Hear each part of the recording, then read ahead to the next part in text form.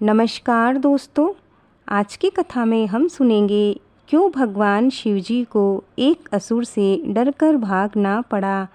आइए चलते हैं कथा की ओर। पौराणिक काल में वकासुर नाम का एक राक्षस रहा करता था। एक बार नारद जी धरती पर सैर कर रहे थे, तभी वकासुर उन्हें मिल गया।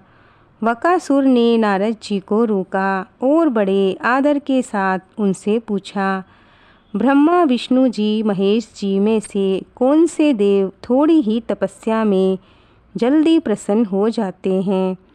नारद जी को पता लग गया कि ये राक्षस अपनी मायावी शक्तियाँ बढ़ाने के लिए देवों की तपस्या करना चाहता है, मगर उस हालत में नारद जी कुछ नहीं कर पाए।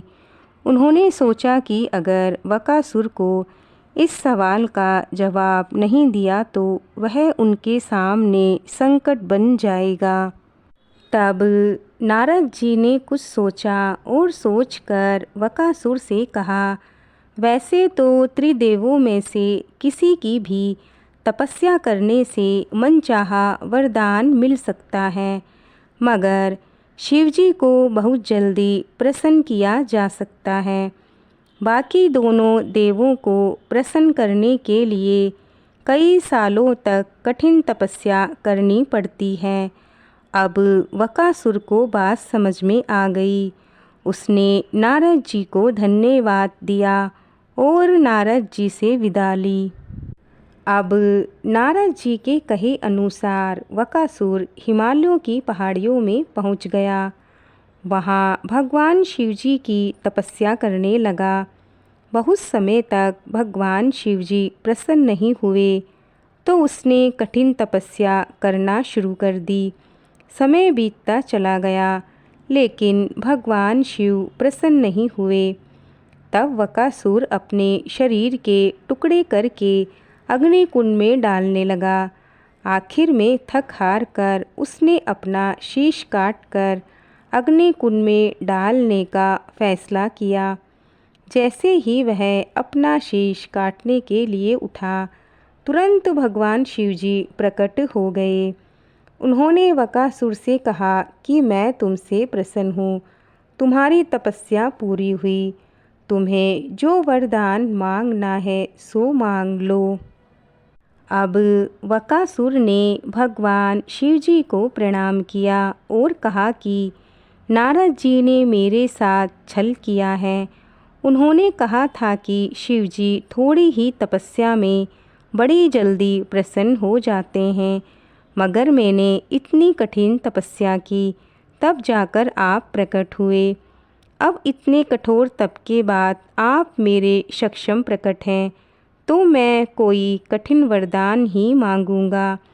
वकासुर ने भगवान शिवजी से कहा, आप मुझे ऐसा वरदान दीजिए कि जिस भी प्राणी के सिर पर मैं हाथ रखूं, वो जलकर भस्म हो जाए। वकासुर की बात सुनकर भगवान शिवजी आश्चर्य में पड़ गए। उन्हें ऐसा वरदान देने की इच्छा नहीं थी। उन्हें नहीं मालूम था कि कोई भक्त ऐसा भी वरदान मांग सकता है, मगर वे वचनबद्ध थे। इसीलिए भगवान शिवजी ने वकासुर को ये वरदान दे दिया। वरदान पाकर वकासुर यहीं नहीं रुका। उसने शिवजी से आगे कहा, नारद जी ने तो मेरे साथ छल किया है।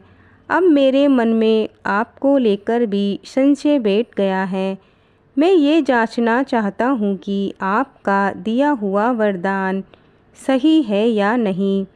ये वरदान सबसे पहले मैं आप पर आजमाना चाहता हूँ। वकासुर की ये बात सुनकर भगवान शिवजी के तो होश ही उड़ गए।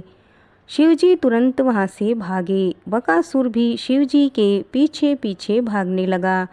शिवजी धरती से देवलोक में पहुँच गए, मगर वकासुर ने शिवजी का पीछा नहीं छोड़ा। आखिर में शिवजी भगवान विष्णु जी के पास पहुँचे और भगवान विष्णु जी से इस समस्या का निदान करने को कहा। भगवान विष्णु जी एक बार तो शिव जी पर हंस पड़े। उन्होंने कहा कि अगर बिना सोचे विचार करके हर किसी को वरदान दोगे तो यही हाल होगा। मगर शिव जी की मदद के लिए भगवान विष्णु जी ने एक ब्राह्मण का रूप धारण किया और बकासुर के पास चले गए। ब्राह्मण रूपी भगवान विष्णु जी ने बकासुर को रास्ते में रोका और बड़े प्रेम से पूछा, वह इतनी जल्दी में क्यों है? बकासुर ने पूरा वाक्य ब्राह्मण रूपी भगवान विष्णु जी को बता दिया। विष्णु जी पहले तो बकासुर पे जोर से हंस पड़े और फिर कहा, तुम्हें नारद जी ने गलत जानकारी दी है। शिवजी का काम वरदान देने का है ही नहीं। शिवजी का खुद का कोई ठिकाना नहीं है। वो पहाड़ों में रहते हैं, पिशाचों के साथ घूमते रहते हैं। वो क्या किसी को वरदान देंगे? वरदान तो सिर्फ दो ही देवता देते हैं, ब्रह्मा जी और विष्णु जी। बकासुर ब्राह्मण रूपी विष्णु जी की बातों में आ गया।